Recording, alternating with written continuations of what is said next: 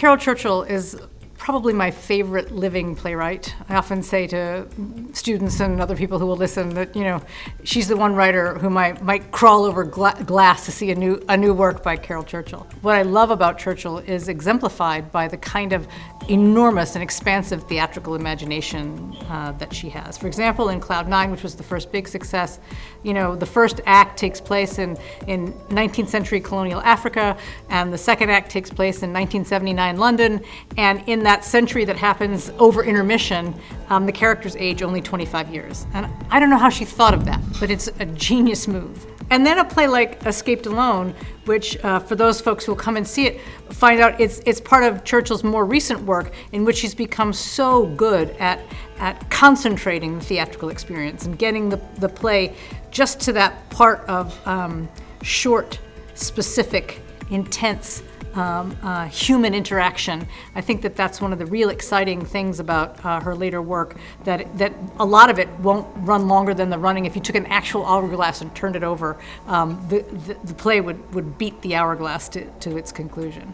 Consistent with Churchill's very open political feelings about human culpability in the climate crisis that we're experiencing right now. Escaped Alone is the next logical phase. The title comes originally from the book of Job, where Job is away from home and suddenly a servant comes in to say this catastrophe has fallen. Whether it's the Chaldeans or the Chaldeans have put to the sword his servants, his children, or a whirlwind or a fire has caused enormous physical damage, which has also caused loss of life. The servant arrives and says, "I only am escaped alone to tell thee." And I think Churchill, this play is a voice crying out about the consequences of not only of not doing enough, but of continuing to do nothing. I think that Churchill is calling us all to action with this play. Of course, when the audience comes in, we're not going to have a curtain. There will be a very recognizable environment for the audience to see.